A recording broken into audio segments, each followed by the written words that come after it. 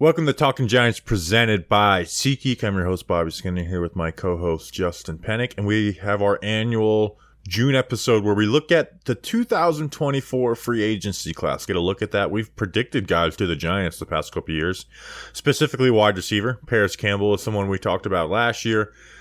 Kenny Golladay was a guy we talked about the year before. Back when, remember that Kenny Golladay was actually like a really good wide receiver in the NFL at one point? Crazy stuff. So make sure you pay attention in the wide receiver portion. Justin, how are you? Bobby Skinner, hello. This is a weekend take two of me attempting to go to some sort of race where I'm going to drag racing this week. It's a bunch of drag queens that run in a straight line, and whoever wins at the end, whoever's fastest, that's who wins. Does John Force still race? John Force still race. Yes, John Force is still around. The guy's like in his mid-70s, and he straps up almost every Sunday to go over 300 miles an hour and 1,000 feet, which is kind of nuts, kind of crazy. So the weather has screwed me the last week. Hopefully it doesn't screw me this weekend. If you're up in Epping, New Hampshire, come say hi, come say what's up. Bobby Skinner, you're back home from España. Back in America. It was funny. When I landed, some like college kid behind me, just like greatest freaking country in the whole damn world. It's like, all right, man, can we just land the plane like a normal Was he alone? person? And he just said no, this? It was like three college kids. Yeah, they could tell they were kind of frat boys. Yeah. Which is like, even if you think that's true, that's just a weird thing to say when you land after like assumingly having a vacation or something. Smell that air. That's American air. But that, I you know me, I hate flying. But it was a good trip. Did you pay the extra $70 for the emergency extra exit? $110, and I got into a battle with the person in front of me because they leaned their seat all the way back at one point when I wasn't looking. And you're like, look at me, and so I literally was going like this, just every about like couple minutes I would just go bam and just shove it really hard, and then once he you automatically just put it back to the right spot when you move or something like that. So anytime I thought that he might be going to recline it, I would just put my hand up and like, this is not moving back. I mean, I fought that battle hard. It was a hand fighting drill back in high school, right? Oh yeah, I won that battle. I will not lose that battle, and I won it. You lose that battle 9 times out of 10. What movie is that from? Other guys. The other guys, yeah. All right, let's get into this 2024 free agency preview first. This episode was brought to you by some special people. Matthias. Kiwanuka. Matthias is a real name, but it's a name that any friend that you have named Matt, you just call him Matthias because you're freaking quirky. Matthias Farley, Colts. Connor Rush. Cooper Rush's brother. Really? Yeah. Stephen Fowler. Dante Fowler's brother. Yeah. He's a free agent. And then Colin Doyle Rules, Jack Doyle's brother. Justin, who are these brothers? Wow, look at that. All these wonderful brothers went to patreon.com/Talking Giants. That's right, $2 a month. Plus, you can give us more money if you want, if you're kind of crazy, but there's also some better perks with it too. Bobby Skinner will send you some stickers in the mail. Almost said magnets. That's not right. Stickers in the mail. There's a couple shirt raffles a couple times a month, and you get to hang out with us while we record the shows. Patreon.com/Talking Giants. All right, so we're adding a new element to the 2024 free agency preview, Justin. I thought would be a good idea is wide receivers have been freeing up and being traded, right? Like great wide receivers in the NFL. We only saw one this offseason in DJ Moore, but the year before we saw A.J. Brown, Tyreek Hill. So it's not always expected.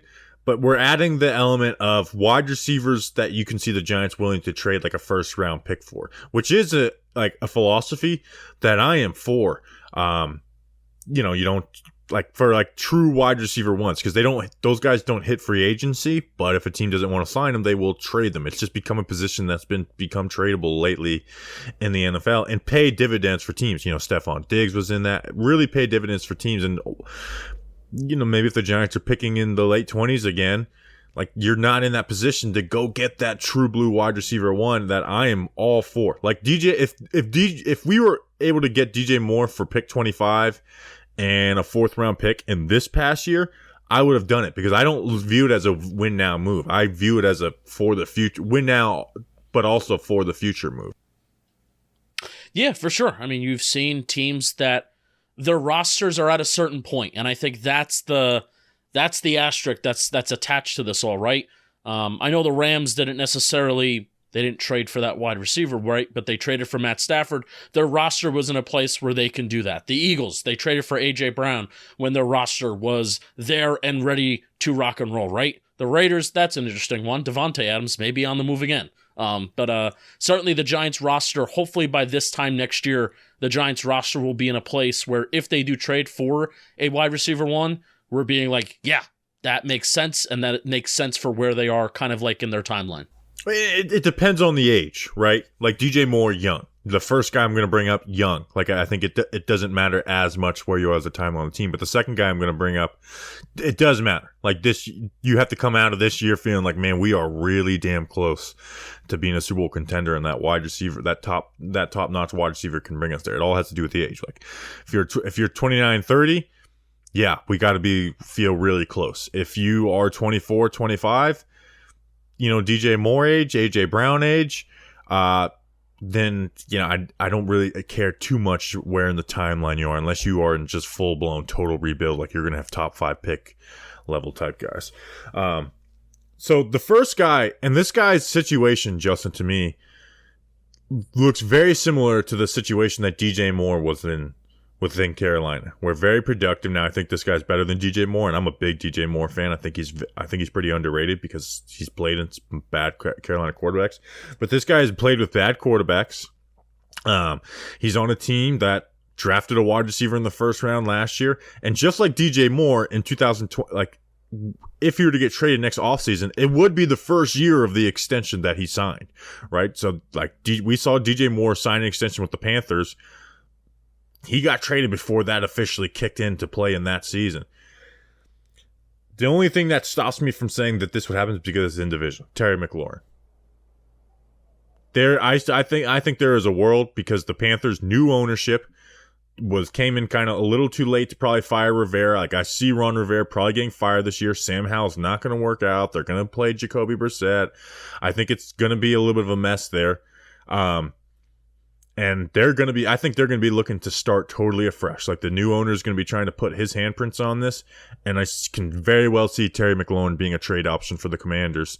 The only reason where I don't view it as too realistic is because, again, the in-division stuff with the Giants. Yeah, and maybe that won't matter to the new ownership group or, whoever's making those decisions in Washington. But if there's a guy to do it, man, it's Scary Terry. And Terry has had some crazy numbers and crazy production despite really not having any good quarterbacks or any like real starting caliber quarterbacks throwing him the ball. He really hasn't had one. Yeah, I mean they've been new QBs every single year that he's been in there. And he produced right away. I mean, week 1 as a rookie in 2019, he came in and produced. I think around the league he might be a little underrated, but because he's in our division, like we've known since the get off that hey, this Terry McLaurin kid is legit. Like I remember the, week 4 preview in 2019 talking about hey, Terry McLaurin's pretty damn good. You got to watch out for this kid. And I think he actually missed that game. He's taken over entire drives, like especially this past year against the Giants. Where he's the only guy to beat James Bradbury in 2021 or 2020. Yeah. He's taken over, certain games and certain drives against the Giants these past couple of years. And I remember that Sunday Night Football game where I'm like, I remember Jason Pinnock's having a good game. This guy's having a good Fabian Moreau's having a good game. And then, Terry McLaurin will just kind of take over for a hot second. I understand he's going up against, at the time it probably was like Fabian Moreau. But just changes the game. And he would change the game and he would be a really productive wide receiver for what's been a really bad offense the last couple of years in Washington, and with, again, no reliable quarterback throwing him the ball, and he's been really good. I think do you think he's better than DJ Moore? I say yes. Yeah, and I love DJ Moore. Like, I'm a big DJ Moore fan. Like, that's why the Bears trade to me was, like, so much more exciting than your regular trade for the first pick. It was like, you got DJ Moore and that draft haul? Like, this is maybe one of the best deals of all time, even though I may not be in love with Ryan Poles as a GM with the Bears. The other guy, like, it would matter where we feel about the Giants in the timeline next year. And this guy obviously would fit like a glove. He'll be 30 years old with 2 years left on his contract, and that's Cooper Kupp. Rams, we don't see that situation getting any better before we see that situation getting worse before it gets better. Will be 30 years old, but man, this coaching staff would. I mean, he's like their dream wide receiver, right? Yeah. He's like a dream wide receiver for Daniel Jones too, by the way. Who's like, there's so much timing stuff. He's gonna be a great blocker in the run game. Got a little banged up this last year, so I mean, if he could be in a Darren Waller situation where it's like it doesn't even take a ton to trade for him, or an Amari Cooper, like where it's like you trade for Terry McLaurin, you're trading a first and some other pick minimum. With Cooper Kupp, I don't know if it would take like the world to trade for him. This is a guy whose average separation was 3.6 yards in 2021, which is absurd. With the relatively low cushion at 6.5 yards average, 31% of the team's air yards in 2021, and he's not really a kind of a deep threat guy. Plus a positive yards after the catch over expectation too, with over 1. So yes, if you like, you know how we've talked, and that we have to do this because this is a Giants podcast with Giants comparisons. You know how we talked about, Sterling Shepard and Daniel Jones have great chemistry. They find each other. They move the chains. Sterling Shepard is a smart route runner. Well, Cooper Kupp can be that as long as his health holds up. Times 1,000, and on crack. Yeah. And again, he's just like literally he is like a dream wide receiver to have in an offense when you want to run some complex stuff and it's not just your base stuff. Yeah. Do you think his game is kind of like, I don't want to say age proof. You saw Wes Welker kind of be good, kind of into his 30s. I could just be making that comparison because, he does create big plays. Receivers. Like he's not Wes Welker, right? Like he creates big plays. So I can see him playing well, but I don't know if what he did in 2021 was absurd. I mean, I think he break the receiving record that year, or was it second to the Calvin Johnson? It was either second or he broke it. I can't remember exactly. Are we looking for catches? Just no yards. I have that too. I have 145 catches and 1947 yards. Yes, I think Calvin Johnson. I think that was second to Calvin Johnson. 75% catch rate too, which is Super Bowl insane. MVP was just nuts. So you can see him being traded and not for the world. Is there any wide receivers that you targeted that you can see as possible trade targets? Yeah, I know it's a stretch, but this is a team that may be running out of money. Jalen Waddle. Obviously, he can just hit free agency too. And the Dolphins could be at a point in their roster where even after this year, hey, we still feel like we can swing it here. But if stuff falls apart with Tua this year and his health diminishes, or they don't want to bring him back for whatever reason, I don't necessarily see it going down that route. It would have to go pretty dark in Miami land for them to make a determination to not bring back Tua, especially after last year. But Jalen Waddle is a possibility.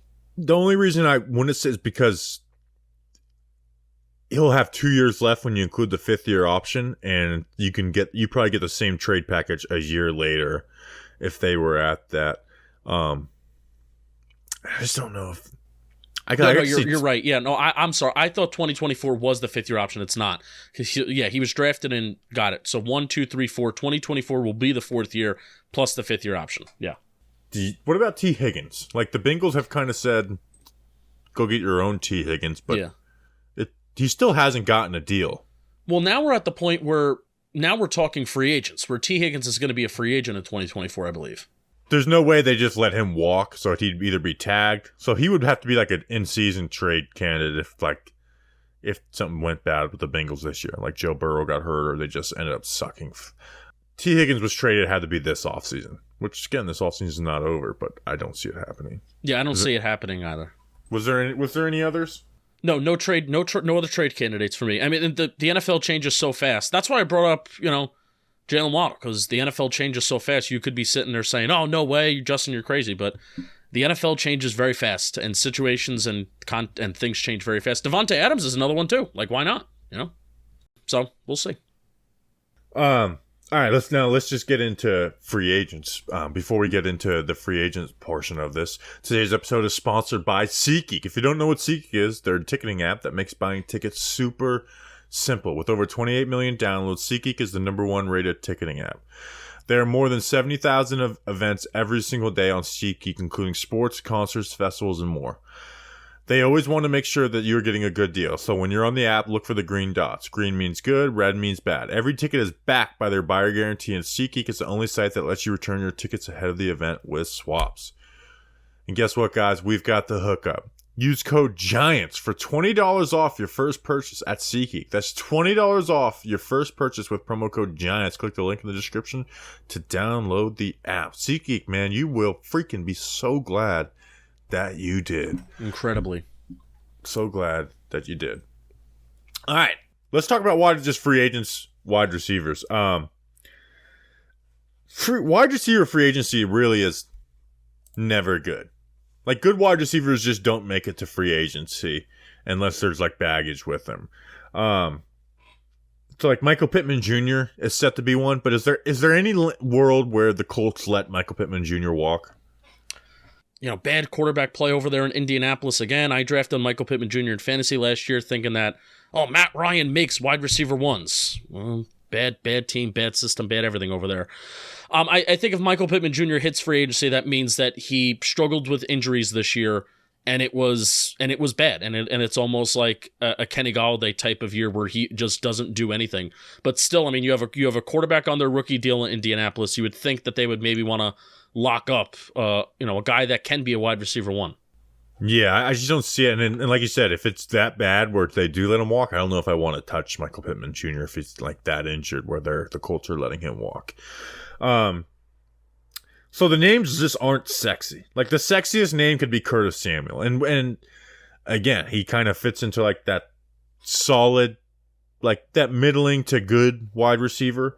He had, 650 yards this past season at 64 catches. Was injured in 21, but he's been healthy for the most part the rest of the season. He's got that outside-inside flexibility, which the Giants like.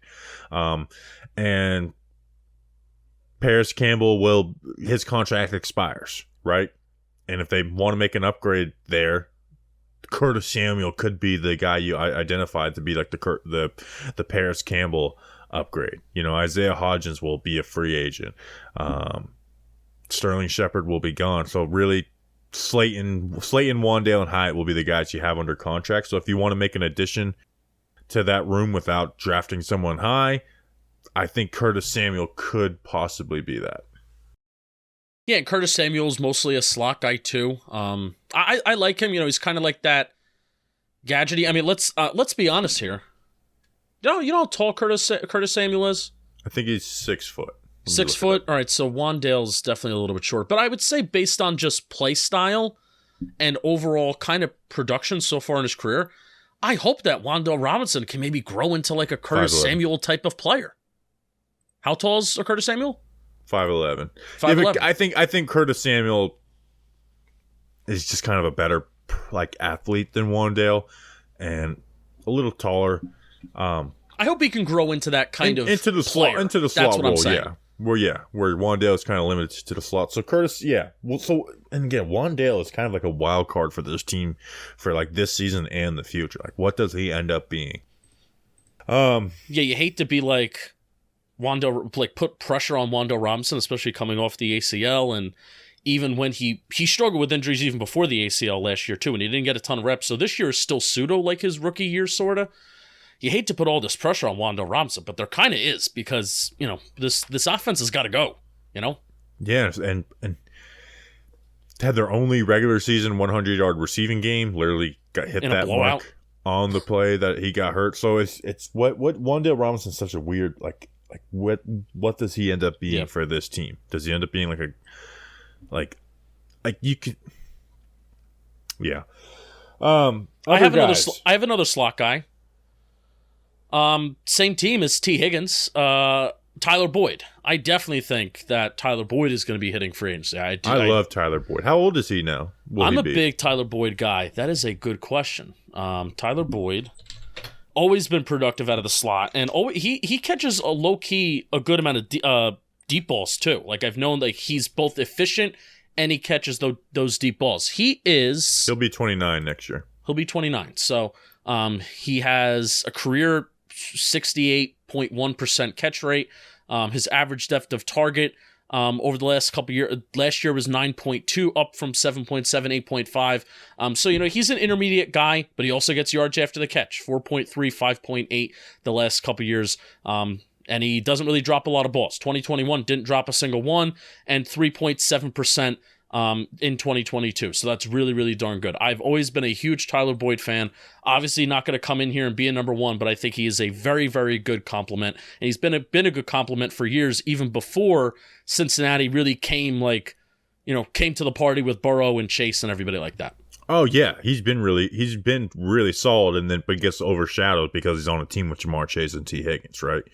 But Tyler Boyd is very, very good. Lesser names. KJ Osborne from the Minnesota Vikings, Miami guy. The past 2 years, he's had 650 yards and 655 yards, 5 touchdowns, 12 touchdowns over the last 2 seasons. The Vikings just drafted Jordan Addison. Obviously, they have Justin Jefferson, so that could be an option there where he's kind of in a stopgap type role. Mecole Hardman might end up being on this list every single year for us because I think he's going to be a 1-year contract type guy until he's 32 years old with that speed and return ability. He just got he got $4 million from the Jets. And I'm not even a big Mecole Hardman fan, but you can see that making sense.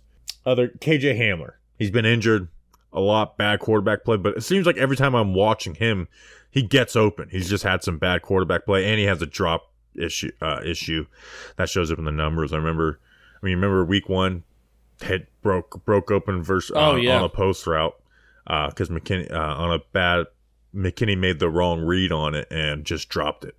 Yep. And then I think they hit a big play and also the next play.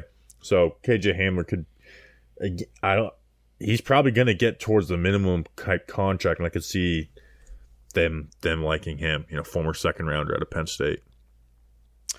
One more guy that I want to bring up.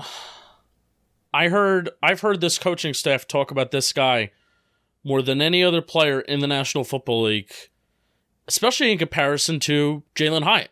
And it was this past draft season. Gabe Davis from the Bills is going to be a free agent next offseason. The Bills are obviously, in a situation where they're trying to swing, they're trying to go for it.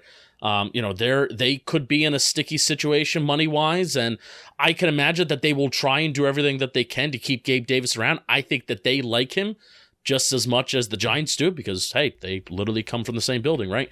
But if Gabe Davis does hit the open market, I can see Joe Shane, the Giants, I could see them being in. Yeah, and I can also see the Bills being in a situation where they're trying to really upgrade the wide receiver room, so they're looking to get like a top end wide receiver too, and Gabe Davis isn't that. Now, Gabe Davis this happens with a lot of fan bases with players. He was overrated at one point, and now he's become a little underrated. He dealt with some drop issues this past year, and didn't have the highest just catch rate when he was targeted. But Gabe Davis is a solid player in the NFL. He's not a great player, but he's a solid player in the NFL. Brings that size. You don't know what's going to happen with Isaiah. Who gets a bigger contract, Isaiah Hodgins or Gabe Davis? Because I think I'd probably just want to roll with Hodgins. Gabe Davis is definitely getting a bigger contract. Could you see a wild world where Isaiah Hodgins has more receiving yards than Gabe Davis next year? Let's look this up here. I can't believe this question. I'm just throwing it out there because Isaiah Hodgins' stock is very high right now in Giants land. Gabe Davis has 599, 549, 836 receiving yards over the last 3 years. 836 this past year. I can't see. Hodgins had over 100 yards in the playoff game versus the Vikings. That's why this wide receiver room is so fascinating this year. It's so fascinating because there's so many guys. Who do you think leads the Giants in receiving this year? Who do I think leads? Yards. Darren Waller does not count. No, out of wide receivers. Yeah, I'm looking at Hodgins' stats again. There's no way that he's having more than Gabe Davis. I still think it's Slayton. Who had more? You're a big rate guy. If Hodgins played a full 16, 17 game season, do you know what his numbers look like? I can't do the math very quickly right now. I can't believe we haven't done this yet. It includes... I doubt it. I mean, he only had one game in the regular season over 50 yards, and it was the Vikings game. So I don't see it. I don't think so. Yeah, I thought that was a wild question. I'm going to be honest. Yeah. I'm just throwing it out there because the Isaiah Hodgins stock is higher than it's ever been. It's true. And he's probably a little bit of a cleaner route runner than Gabe Davis is, but it's like Gabe Davis' stock is as low as it's ever been, and Isaiah Hodgins' stock is... Yeah, Bills fans are not very high on Gabe Davis right now. Gabe Davis can get a contract right now just based on that playoff game 2 years ago. I mean, he's created big, but he just has not been a consistently good wide receiver for the Bills. Like, he's had some down moments. I think they love him, though. I mean, Joe Shane and Brian Dable, I mean, they have went out of their way at times to talk about Gabe Davis. And I'm like, why are we talking about Gabe Davis here? That's true. Offensive line, Justin. I could see this being where you can get a prized possession, big money free agent. Guard.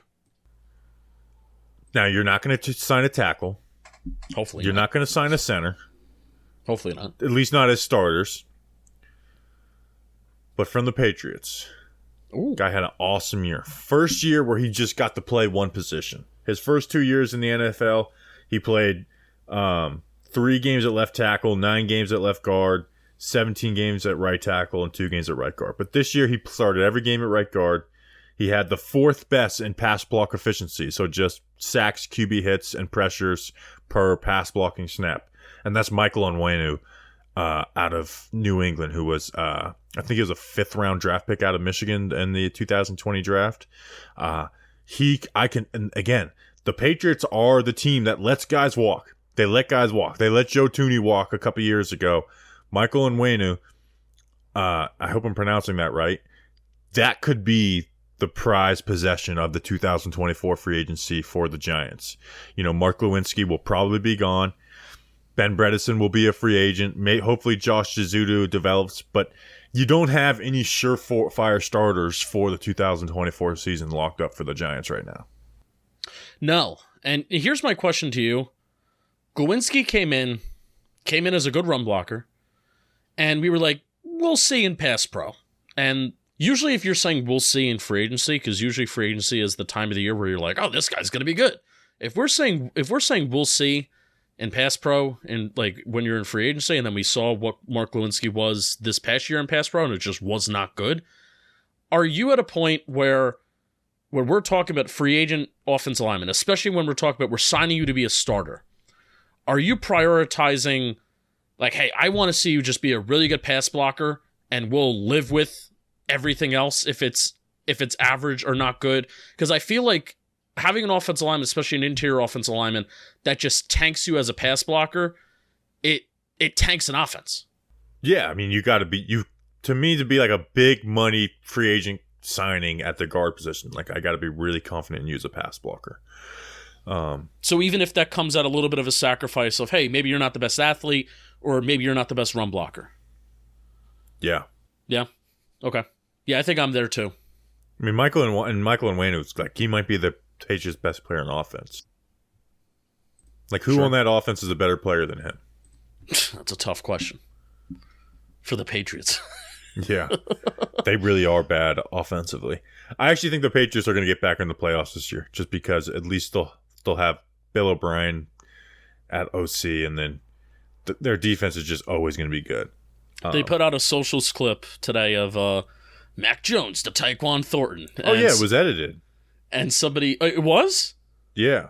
I didn't watch it long enough to really, like... Well, other people pointed out, like, it was edited. Like, Mac Jones was throwing to the left, and the pass was on the right. Oh, jeez, They edited it. It looked a little bit... Yeah.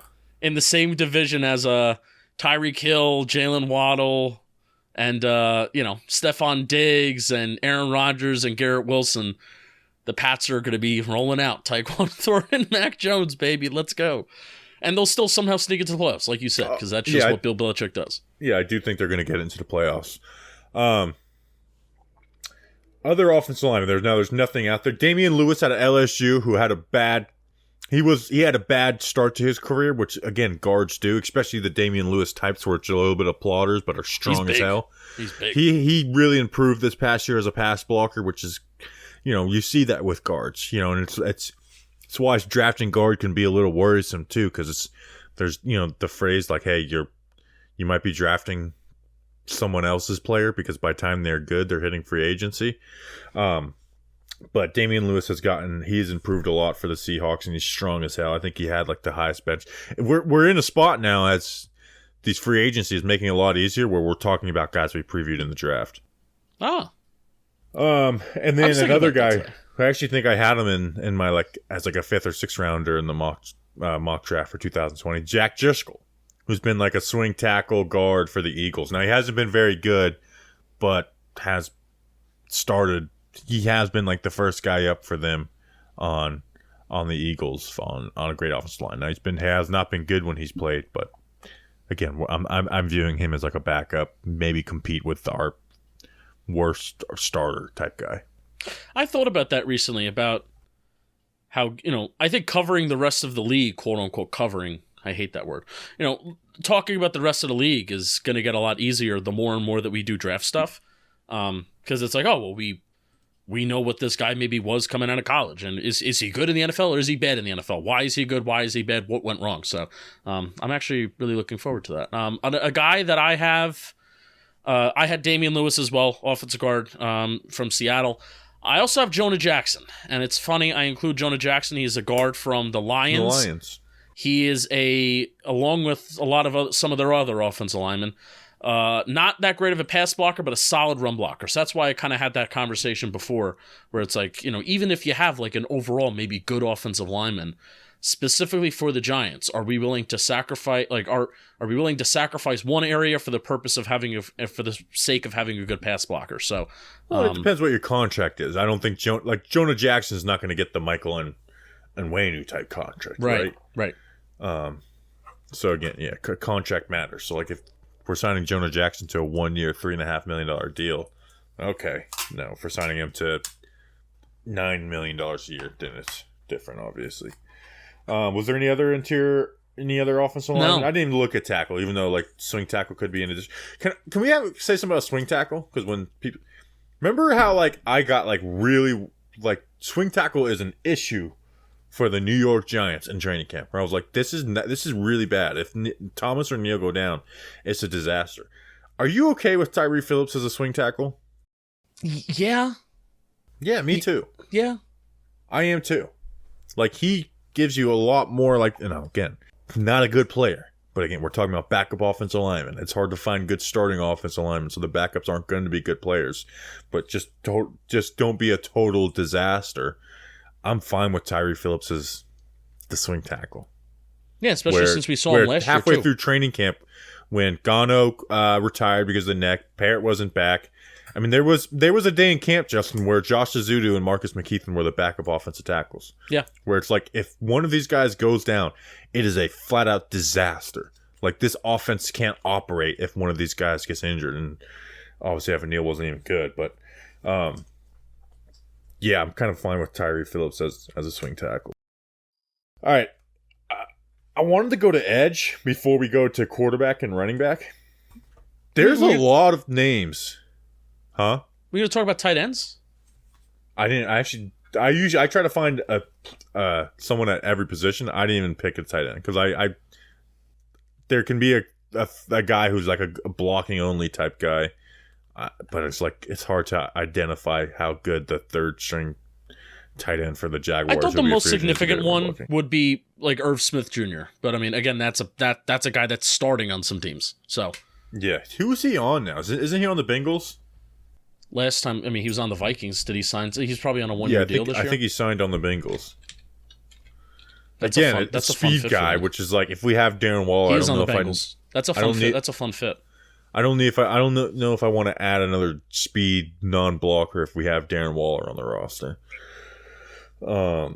Again, my it's funny. My view on the tight end room was like, I don't need the fastest guy in the world. I just need you to be good all around, right? Yep, I need you to be solid all around. In the world. But I always said, with the exception of if you're not a good blocker, you're like a top 3 to 5 receiving threat, and we already traded for one of those guys. It's like, okay. How do you like that? How do you like that? How do you like them apples? Can I tell you what I like? What do you like? I like DraftKings. DraftKings. I like DraftKings Sportsbook. Because I'm ready to hit one out of the park this baseball season. The NBA Finals is happening too, DraftKings. What are we doing? Who's winning the finals? Nuggets in 6. Oh, I forget. Yeah, Nuggets in 6. Man, I've been so out of the loop because I was in Spain, so the time zone. I didn't watch any of the conference finals, which makes me feel like a bad basketball fan. But I was like, you know what? I'm enjoying my time too much to give a shit about That this. Celtics Heat Game 6 was nuts. I didn't watch any of it. But I'm gonna go Nuggets in 6.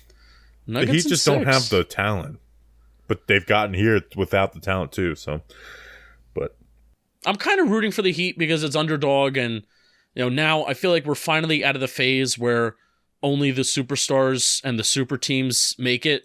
Like the Nuggets have been a team that have just kind of grinded it out for a long time. The Heat and Spoelstra, that's coaching, and with Riley, they just built an overall good complete team, and Jimmy Butler showed up in the playoffs. I'm kind of rooting for the Heat, but I am rooting for the Heat. But seeing Jokic like he's like the superstar right now, like that would be cool to see him win one though. I'm gonna hit it out of the park though. Baseball. I think it'd be cooler to see Jimmy Butler win a title than Jokic. That is true. He doesn't have. I always think that he has one, but he doesn't. DraftKings Sportsbook. Bet on NBA, bet on baseball with everything. With everything DraftKings. New customers can place a $5 bet and get $200 in bonus bets instantly, plus all customers can take a shot at bigger payouts with DraftKings stepped-up same-game parlays. Download the DraftKings Sportsbook app and sign up with the code WORLD. Talking Giants versus the World. New customers can bet just $5 and get $200 in bonus bets instantly. That's code WORLD only on DraftKings Sportsbook. Gambling problem? Call 1-800-GAMBLER in Massachusetts. Call 800-327-5050. Visit gamblinghelp.ma.org in New York. Call 877-8-HOPE-NY or text HOPE-NY 467-369. In Kansas, call 1-800-522-4700. On behalf of Boot Hill Casino and Resort, 21 plus in most eligible states, but age varies by jurisdiction. Eligibility restrictions apply. See DraftKings.com/sportsbook for details and state-specific responsible gambling resources. Bonus bets expire 7 days after issuance. Opt-in to Temples. Jesus, what the fuck is this? This is disgraceful. I can speed read this. I can't because I also don't have my glasses on. Opt-in and 10-plus leg requirement for 100% boost. Eligibility, wagering, and deposit restrictions apply. Terms at sportsbook.draftkings.com/baseball terms. You'll be glad you did. You'll be glad you did. I also am a fan of I'm a fan of Heat culture, like the stability of like Pat Riley, Eric Spoelstra. And I like to see like a franchise, like have a new franchise that wins championships over different eras, right? Like the Wade, Shaq got a title. Obviously the LeBron, the Big Three era title, but then getting another title.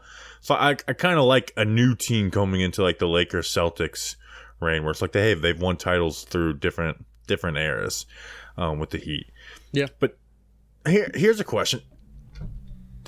It kind of got like people hated that it was like the NBA got a little too predictable on who was going to at least be in the finals. We had Cavs Warriors for 4 straight years. Or that I kind of missed that a little bit, where it just made the finals feel like a bigger deal.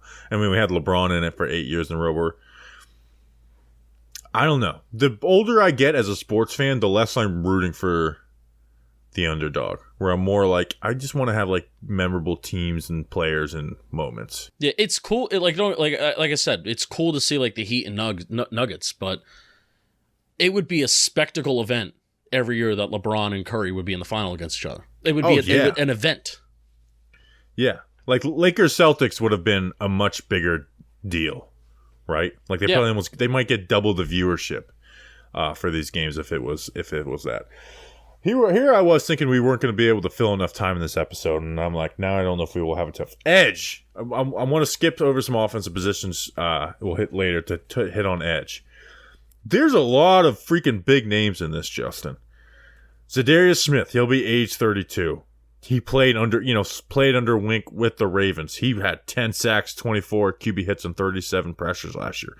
Really good. Donnell Hunter, he'll be 29. He had a great year for the Vikings as well. Josh Allen. What do the Jags do with Josh Allen? They drafted Trayvon Walker 1-1. He had 40 pressures in 2022, 10.5 sacks. Like or had 7.5 sacks. Like he's been a good player. Where are the pressures coming from? Josh Allen. No. What site? Pro Football Reference, which again, that's a lot. That might have been the most pressures in the league on Pro Football Reference. And he had 10 sacks? 7.5. What? That's actually really freaking crazy. Yeah. All right, so that's a guy. I mean, if that was last year and this is a contract year, I am circling Josh Allen to have like over 10.5 sacks. If there's like a prop bet or anything, like he's getting over 10.5 sacks, and hey, it'll be a big analytics L if he doesn't. So, yeah, like that's nuts. Did Calvin Ridley sign an extension with the Jags yet? He did not. He is going to be a free agent, but I didn't. So I didn't they might not have him. the franchise tag to use on Josh Allen. I didn't talk about him because if they let him walk for that, they're not doing that. Yeah. So, but he might be on the franchise tag. Yeah. Because he kind of like a Leonard Williams situation where it's like you traded for me, like I have leverage. Yeah. Here's two play for the same team. Montez Sweat will be a free agent. Has not been signed. They've $40.5 million average annual value between Jonathan Allen, Deron Payne on that D-line. Also, what happens with Chase Young? Like Chase Young's got his 5th-year option declined. Isn't that kind of wild? Like I know last year he did not come back from the injury, which is like what the hell happened there? Like they must not like him as a person to decline his 5th-year option. Yeah, it's kind of nuts. What happens with Chase Young?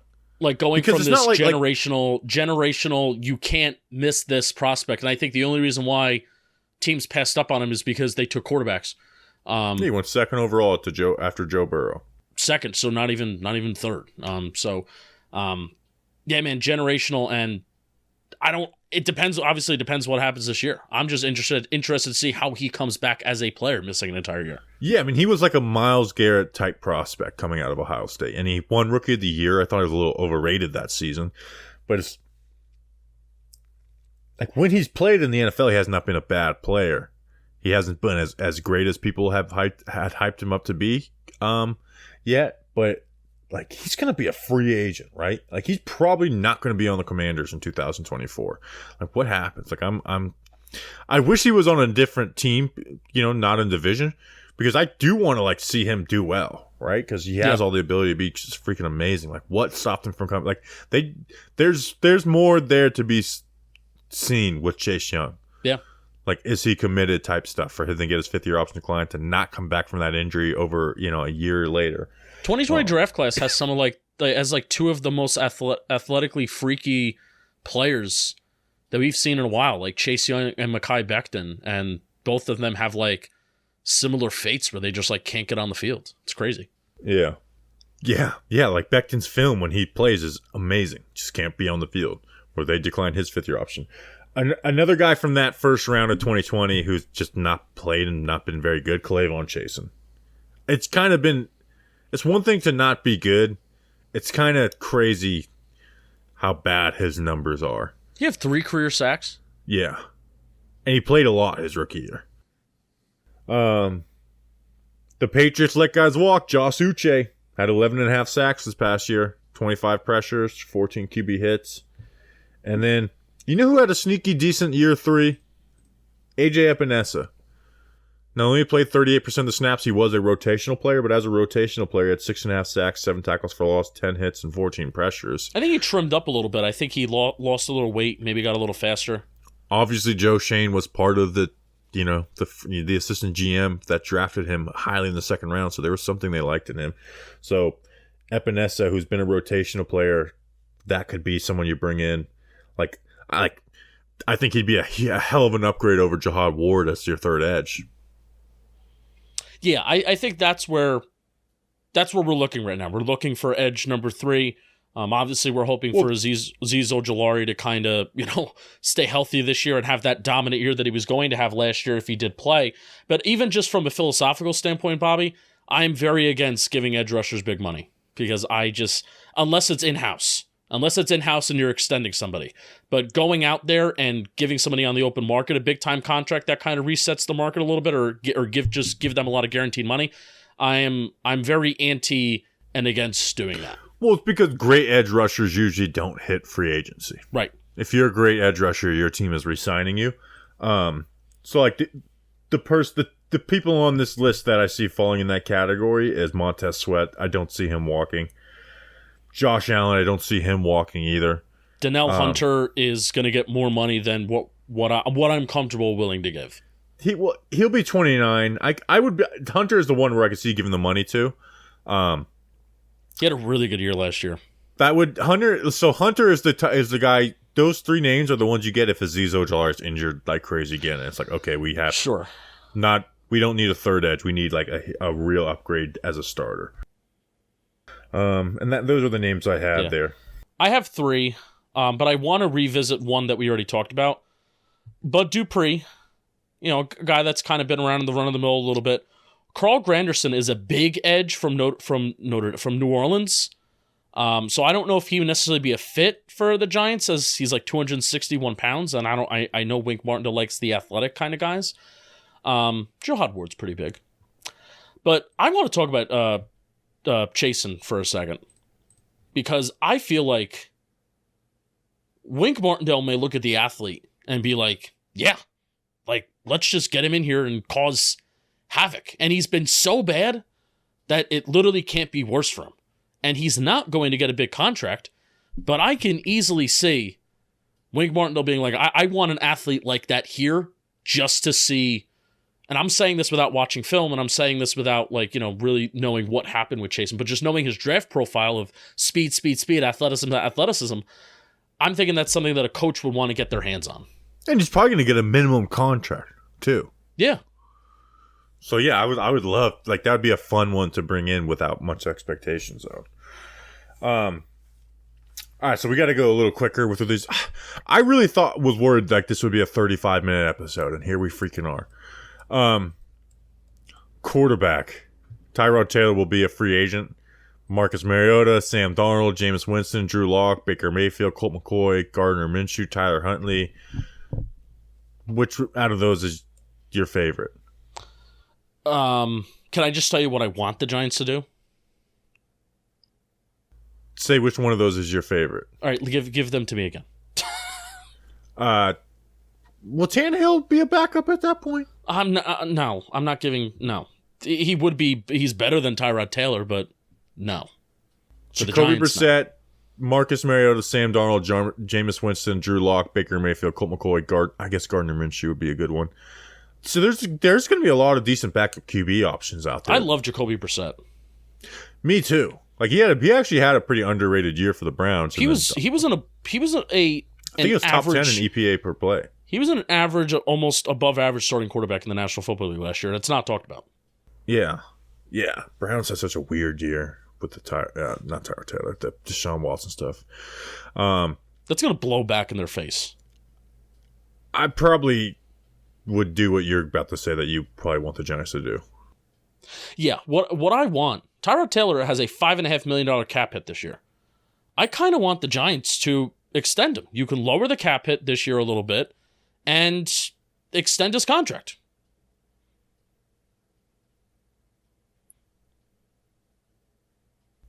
Extend it to what, though? If they want to, I am of, since the Giants are now at a point where we're not, we're expecting them to win more than 7 games or below, right? We're expecting them to win more than 7 games. I'm at the point where I am okay with investing a little bit in the back quarterback. Now, I know $5.5 million, that may be, Tyrod Taylor may be one of the more, if not the most expensive backup quarterback in the National Football League this year. But if you change that and if you give him the security of extending him, I'm okay with finding that middle ground between spending a little bit on backup quarterback, but not spending, the most out of any other team in the NFL. Like Mariota, I don't even know if I like him as a backup. Jameis would be a decent backup. Minshew's probably the best backup in the NFL. Tyrod Taylor's the best option, I think, for us. He knows the system. He would come in, do all right. I just hope that they extend him because I think having that $5.5 million cap hit, unless they plan on, okay, Tyrod Taylor, we're going to say see ya, sayonara next year, and then we're just going to spend dirt cheap on a backup quarterback, which part of me is also fine with that because I think your season is over. If Daniel Jones is done for an extended period of time, I kind of think your season's over. But if you're going to keep Tyrod Taylor around, why have him on this $5.5 million cap hit? Just extend him. I just don't know. I don't know how it ends up happening. Like, does Tyrod Taylor want an extension I don't fucking know. Running He's not back. going to start. Well, yeah. Well, he might. Might go to some shitty team with drafts a quarterback. Good for him. Running back. We got to go a little quicker. Devin Singletary and Zach Moss. Drafted under Joe Shane as an assistant GM. Moss hasn't really been productive, but Devin Singletary has been productive in the NFL. DJ Dallas is someone who I liked out of Miami. He's only had 102 carries in his career, but he's had 62 targets, so he kind of has some receiving threat. 59 returns too, so you got him as a receiver. Deion Jackson, former Daniel Jones and Andrew Thomas teammate, ended up starting for the Colts towards the end of the year. 30 catches on 34 targets, like more of a receiving back. Didn't rush very well. Clyde Edwards-Helaire. He's going to be out there. Yeah. Meh. Again, well, I'm talking almost solely backup options. You just named me a lot of mid players, but I'm going to give you two players. Well, yeah, it's backup running backs. Well, Giants may not be looking for a backup running back next offseason, Bobby. They may be looking for a starter. And I'm going to give you two that I would be fine with starting. One, Antonio Gibson. We're talking a lot of Washington players. Antonio Gibson. The Commanders don't even want to start Gibson. And that is exactly what I want to talk about because I think that's dumb. I think that is really dumb. I think Antonio Gibson is a very, very good receiving back. And why? Because he fumbled the ball in 2021. He had 6 fumbles in 2021. Did have a lot of fumbles. I think fumbles is a similar like breadth. No, of, like, you can't drops. say that about fumbles. You can't fumble the ball and be a running back. It's not like drops. Don't fumble the ball. I mean, it's kind of turnovers. It's kind of like interceptions. Drops. It's kind of like drops as a receiver. Just like, dude, just don't drop the ball. Yeah, but drops don't turn the ball over to the other team. They could. You can't be a fumble guy. The Evan Ingram drop against the Eagles was a turnover. But you can't be a fumble guy and be a starter in the NFL. Well, he only had one last year, Bobby. Unless so you're joke's Tiki on Barber. you. So joke's on you. He only had one, and he fixed it. Look at that. So Antonio Gibson, I'd be for it. He was a really efficient runner in 2021. 2022, not so much, but he maybe was frustrated with his role. And then I also have Damian Harris. He is no longer part of the Patriots. I don't think so. He's on a 1-year deal. I liked him with the Patriots for the last couple of years. Ramondre Stevenson just being good and an all-around better back than him, made him take his carries. So, but I'm for Damian Harris as well. I'm a big Damian Harris stan. Defensive Not really much of a receiver. Let's go quick through this. Defensive tackle, Jordan Phillips with Buffalo. Ed Oliver's been good, not great. Leonard Williams and Ashawn Robinson don't have contracts for 2024, so right now we only have Dex and Nacho. So that could be defensive tackle could be a huge need for the Giants in 2024 if they don't keep Leonard Williams around. Yeah. Inside linebacker, Patrick Queen, man, like he was not good as their number 1 in Baltimore.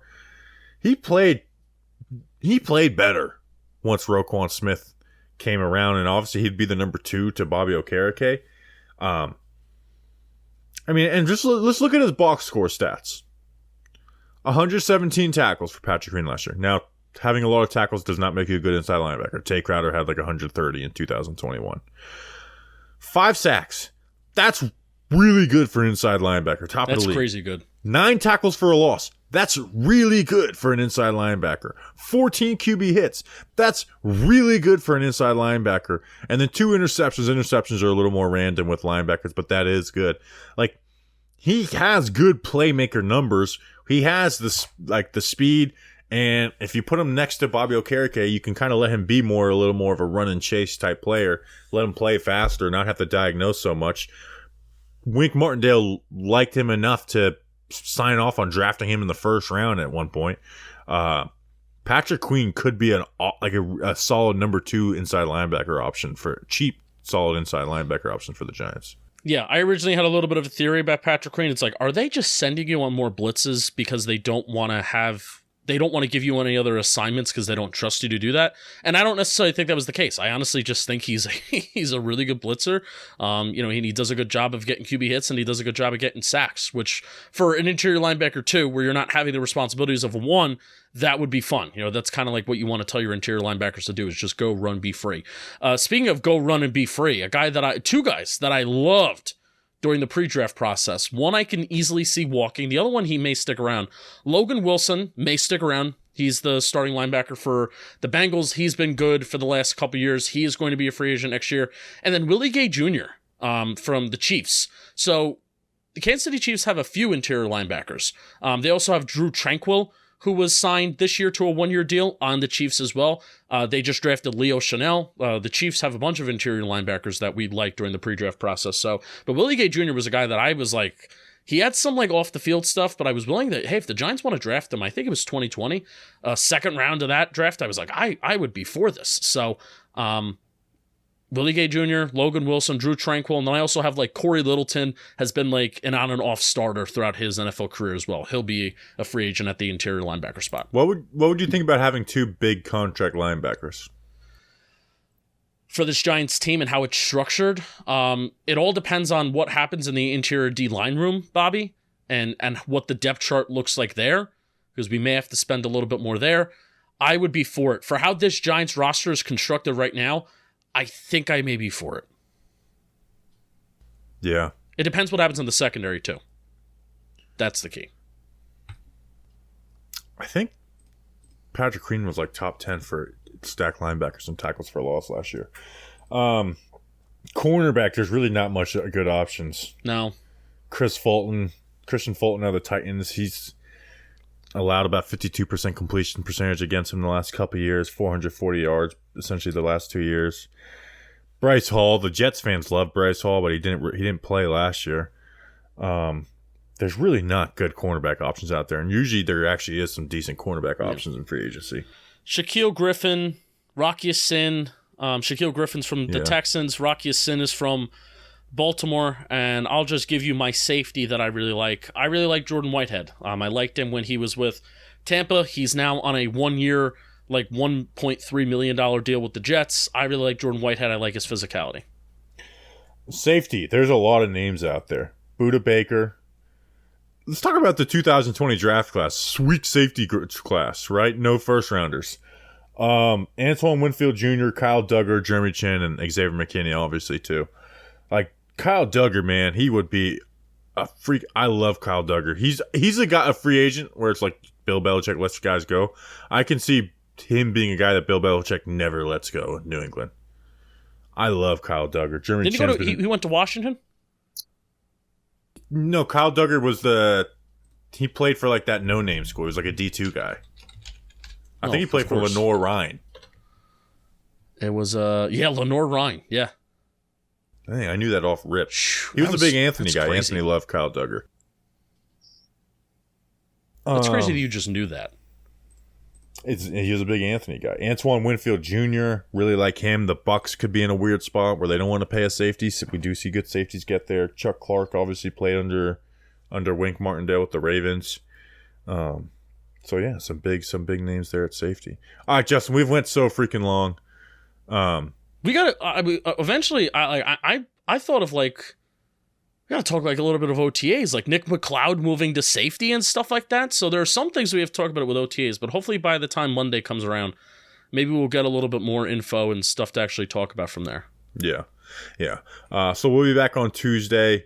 Not exactly sure what we're going to have for then, but we will be there then. We appreciate you guys. We will see you then. Enjoy your weekend. Until then, let's go Big Blue.